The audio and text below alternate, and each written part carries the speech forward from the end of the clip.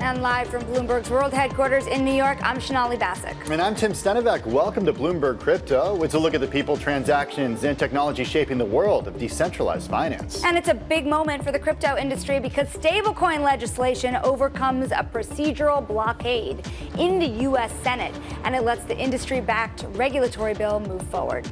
Also, Coinbase, a big player in getting that legislation to move forward. We discuss the company and how it's also dealing with the fallout from a recent hack. And speaking of DC, President Trump's Memecoin dinner is set for later this week. We're going to talk about the increased connections between the industry and the First family.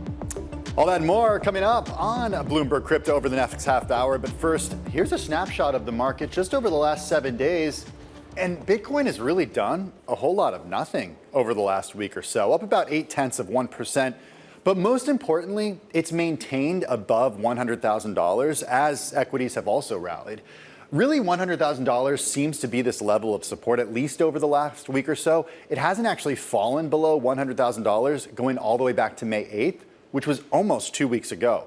Reminder, it's up about 36% from those lows on April 9th, but it's just off those January highs, Shanali. That was around the inauguration, $100,009 per Bitcoin. And there's one company that tends to benefit when Bitcoin is doing well, and of course when the stock market is as well, Coinbase over the last 10 days, because it's been a whirlwind since it's been added to the S&P 500. Remember, in this time, we are seeing them shake off fears. They had a hack of user data that is being investigated by the Department of Justice, according to Bloomberg sources, and also the revelation that the SEC is looking into accuracy of its filings, which the company has strongly downplayed. And remember, Fortune is also reporting that Coinbase is interested in buying Ripple. Tim, I did ask Brian Armstrong about that last week. He instead played up the ties between them and Circle. But of course, we will see. He is interested in mergers and acquisitions nonetheless. We should note, just 1 day before we learned about that big hack. Speaking of Coinbase, the CEO, Brian Armstrong, was on Capitol Hill last week to push for a stablecoin bill. Last night, it cleared a procedural vote in the Senate. Bloomberg's Lydia Beyoud has been following the story. She joins us now from Capitol Hill. Lydia, good to see you. Did the industry get everything it wanted in this bill? They got a lot of what they want, but speaking of Coinbase, they did not get the option to have interest-bearing accounts in order to better compete with the banking sector. That was sort of a key concession that bankers obtained from lawmakers. So I think overall, industry is pretty happy. Coinbase, they might like to see some changes, but the bill goes forward. The bill goes forward, and to your point, some wins, some not so much. What does this open the door for ultimately in terms of the crypto industry to move forward with? What can they do now? So if this legislation becomes law, stablecoin issuers will be they'll have a lot more clarity about what's legal, what's kosher for them to move forward when they want to issue one of these particular crypto assets that's pegged to something that's stable like the US dollar, the euro, or a basket of currencies. So again, there's still some more, there's always process in DC. They still have to get a House version through that chamber, and if they both get through their floor votes, they'll have to be conferenced. And that's another option where there can be even more concessions that are worked out. So maybe Coinbase, for example, might have some more success in the House version. We'll see. Lydia, you're on Capitol Hill, so very briefly on the politics of this. Republicans were known, at least in the last election cycle, as the ones to be primarily supported by the crypto industry, though their support was bipartisan. In terms of this bill, did Democrats get on board finally? They really did. I think that, as my colleague Stephen Dennis and others who are up here for us all the time on the Hill have reported, the Republicans and Democrats really worked together over the past 2 weeks to get to a better place to address the concerns that Democrats have had with some conflicts of interest issues, particularly with the president's meme coins, his family holdings. But I just came from a budget hearing for the Securities Exchange Commission chair, and Democrats were hammering him about questions about, are you looking into this? What are conflicts of interest related to these assets in the president's family and companies? So that is going to continue to remain a big political issue in Washington as this legislation moves forward. Lydia, we thank you so much for all of your reporting. That is Bloomberg's Lydia Beyoud. And sticking with politics, on Thursday, President Trump holds a dinner with the top holders of his meme coin, which now has a value of about $2.5 billion. Controversial crypto entrepreneur Justin Sun just announced on X that he will be at the dinner. And he he said, quote, that he is honored to support the president and grateful for the invitation to attend President Trump's gala dinner as his top fan. Bloomberg's Olga Kharif has been following some of the investors going to the dinner. And of course, Justin's son is the top holder of the Trump coin, isn't he? Olga, who else is going to be there?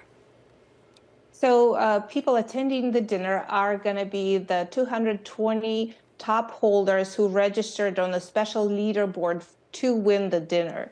So these are not necessarily all, the very top holders of the coin, but people who registered on this leaderboard. A lot of the names registered there, they're anonymous. We don't know exactly who these people are, but I spoke, for example, with Morton Christensen, who he and 4 of his friends decided to buy this token. They've been involved in crypto for a while.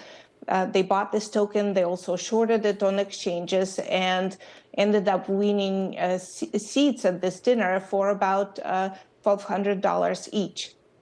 That's shocking to me. I'm looking at your story from earlier, Olga. How did they do this? You mentioned they shorted it, they bought it, so they've been in crypto for a while, so they know how to do this. How does that compare to the other folks who we know of who are attending the dinner, and how much it costs them?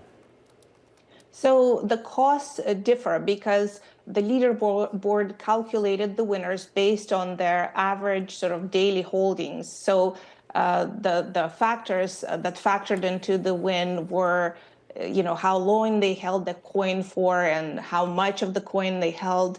So some people might have gotten into the dinner for buying about $50,000 worth of the Memecoin. Other people might have spent $1 million. It all depends on when they invested exactly. But these 5 friends that I just mentioned, they spent about $1,200 just in fees on buying the coin and selling it and shorting the coin. But perhaps some of the other people on the leaderboard actually bought the coin and are holding it because they're hoping to win get some sort of unique NFTs that will be provided to people who are still holding the coin who attend the dinner. Olga, we thank you so much for reporting. We're very much looking forward to your reporting after the dinner as well. That is Bloomberg's Olga Kharif. Now, one early backer of the Trump campaign was Mike Belshe of BitGo. Earlier this year, he was at the White House Crypto Summit, and he joins us now. I believe you won't be at this week's dinner. Of course, you have a large company that you're the CEO of as well, so I don't know how much Trump coin you might hold or might be held by people affiliated with you, but I am curious about your general reaction here to the Trump administration, Mike, because as much as a lot of investors have been excited about the Trump administration's support of crypto, there has been a lot of concern that the Trump family's gains from crypto might come at the expense of others, or at least might pose a conflict of interest. How do you feel? Well, first off, thank you for having me. And I do want to clarify that, in general, I think politics and business don't mix. I'm in favor of all politicians that are supporting digital assets and crypto. In terms of how people should look at this, I think we've got a president who is actually exploring how do we use digital assets to make America better. And I think this is a fantastic place to be. Rather than stifling it, cutting it down, penalizing companies that even try, this is a president that's thinking like, can Bitcoin be used in our reserves in a way that's going to benefit America? Hey, can we use stablecoins in a way that exports dollars around the planet that's going to benefit America? Hey, can we use meme coins and other things to raise money or do whatnot? In my mind, this is all good activity. It helps explore innovation, how these assets can be used better. I haven't heard anyone object to there's something wrong going on here.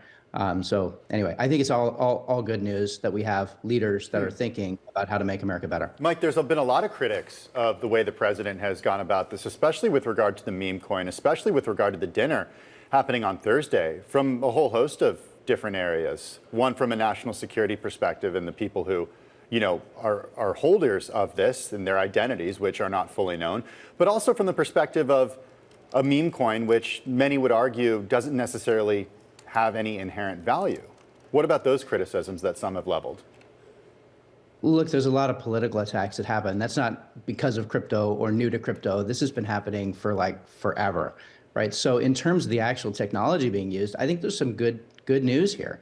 So prediction markets, where you put your money down to place a wager or a prediction about what the future is going to look like, is one of the best types of markets we've had. We saw certainly during the election, the most accurate predictor was not the news, but it was the prediction markets. And when you think about what's going on with this meme coin, it's really another form of a prediction market, right? Where let's say, who's going to put their money down because they're really interested in this particular event, whatever it may be, whether it's a dinner or whatnot. I don't see anything that's been cited that's just plain up illegal about it. In fact, I think we're using technology to better predict like where we should be investing and things like that. So I don't know, I think it's all good. I want to talk more about security here because as a massive custodian in the space, you did see a large rival, Mike, very much face an issue here where client data was compromised. How do you answer to that type of concern in the industry? If it happened to Coinbase, could it happen to anybody? Could it happen to you? It's unfortunate, and Coinbase is a competitor, but I think they are a stand-up company. They're working hard to do everything the right way. They abide by all of the regulatory rules and regulations. But this is, again, not something that's new to crypto. I mean, the largest security breaches, data breaches have happened in traditional finance. It's really something that goes hand in hand with collection of information. You all remember Equifax, which dribbled more than half of all Americans' information all over the table onto the dark web. That happened years ago. Equifax is still around.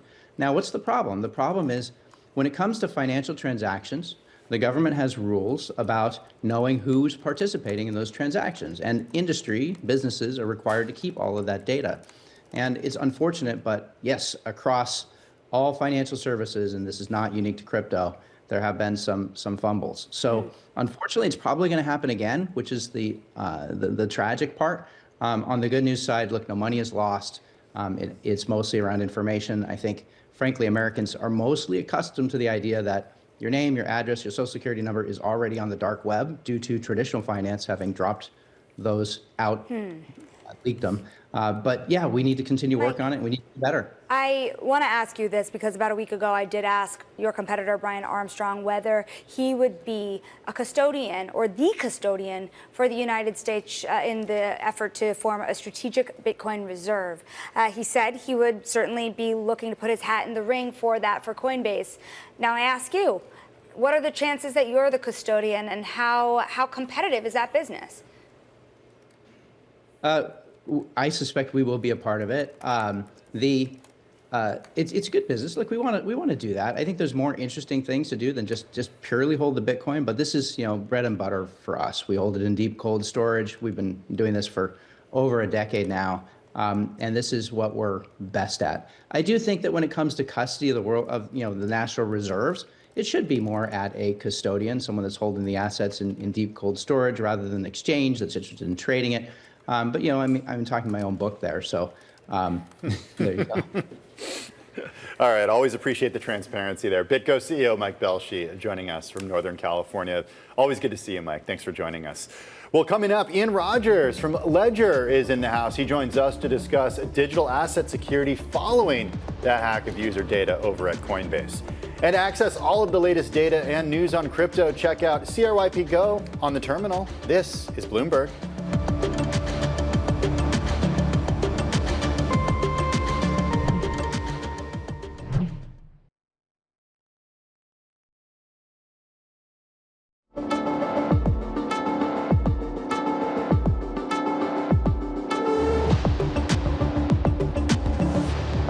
It was a ransom note demanding $20 million in Bitcoin in exchange for these attackers not releasing some information they claim to have obtained on our customers. These attackers have been approaching our overseas customer support agents, looking for a weak link, someone who would accept a bribe in exchange for sharing some customer information with them. Instead of paying this $20 million ransom, we're turning it around.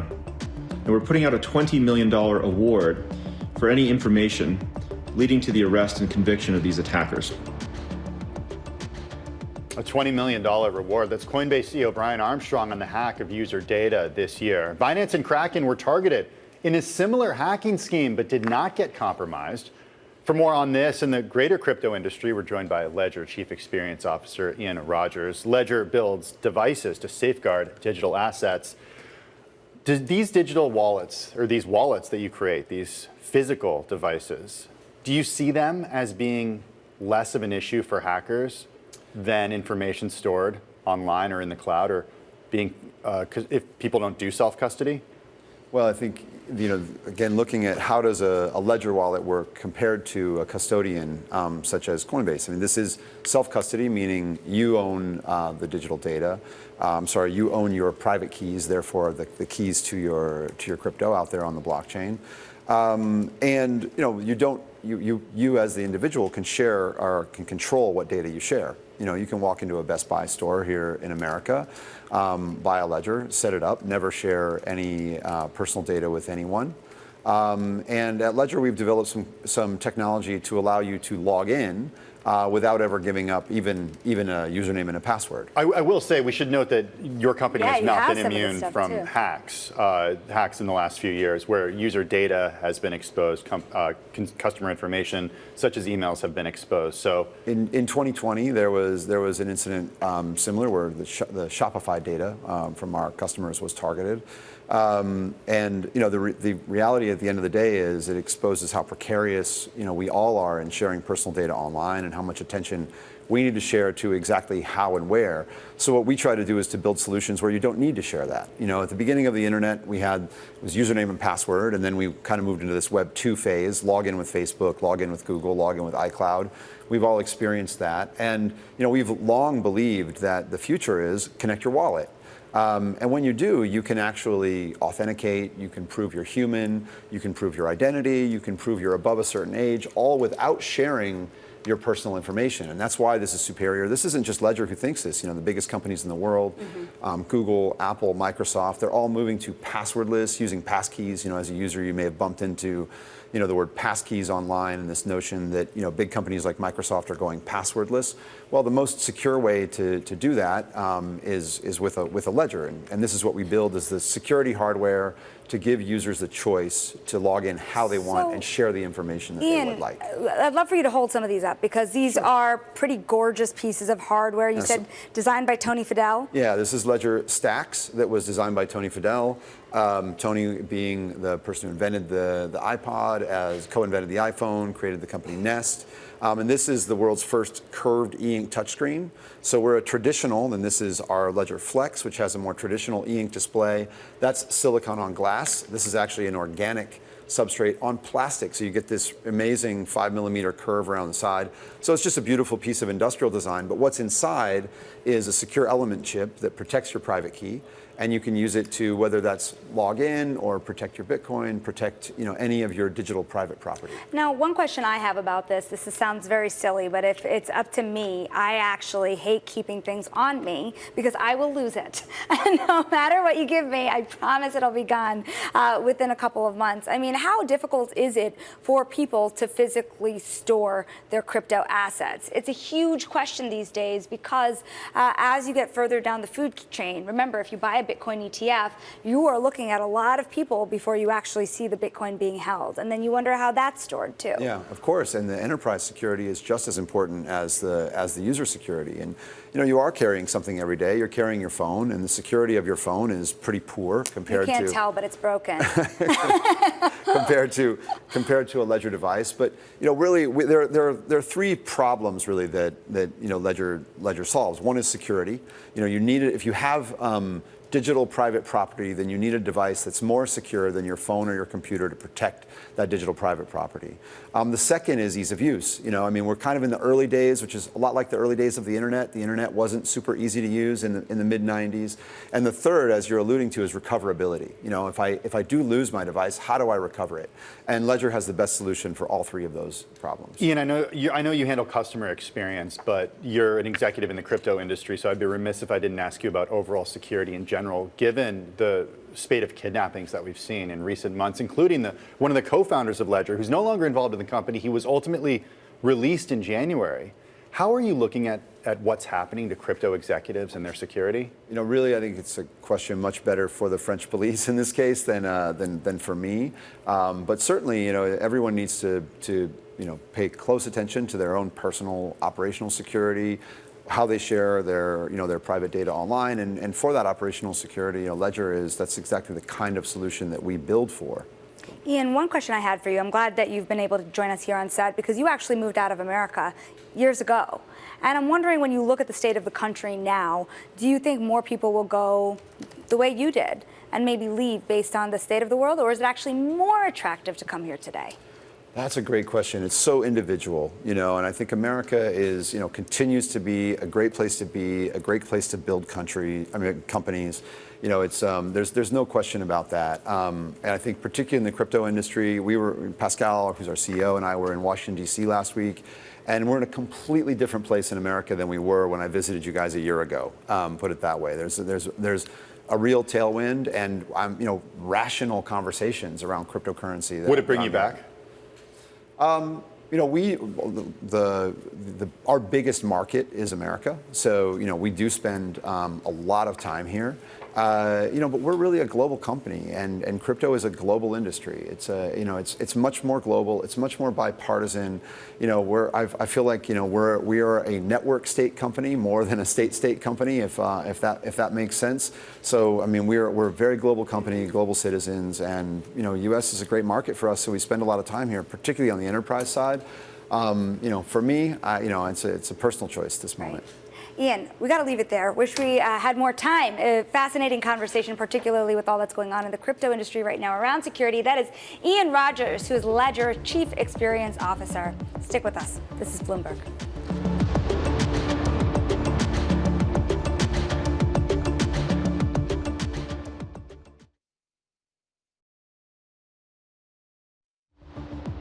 When I look at the Bitcoin universe, the leverage in the system, the misuse of the system, the AML, the BSA, the KYC, the sex trafficking, the terrorism, I am not a fan of it. We are going to allow you to buy it, and we're not going to custody it. We're going to put it on statements for clients. So, I don't think you should smoke, but I defend your right to smoke. I defend your right to buy Bitcoin. Go at it. Okay. That is Jamie Dimon once again talking about Bitcoin, which JP Morgan says it will let customers own, but the bank won't keep custody. And you know what? He has not changed his tune. He likes normal way money. Look, if you've been paying any attention over the last decade to what he said about Bitcoin, right, he hasn't changed his tune. I think the way he described it as being like smoking, he doesn't smoke, but he defends the right of people to smoke. Kind of how he thinks about it. Basically buy what you want to buy. But they were early in the blockchain efforts. We will talk more about it another day. Tim, that's all for Bloomberg Crypto today. Join us again next week, same time, same place. This is Bloomberg.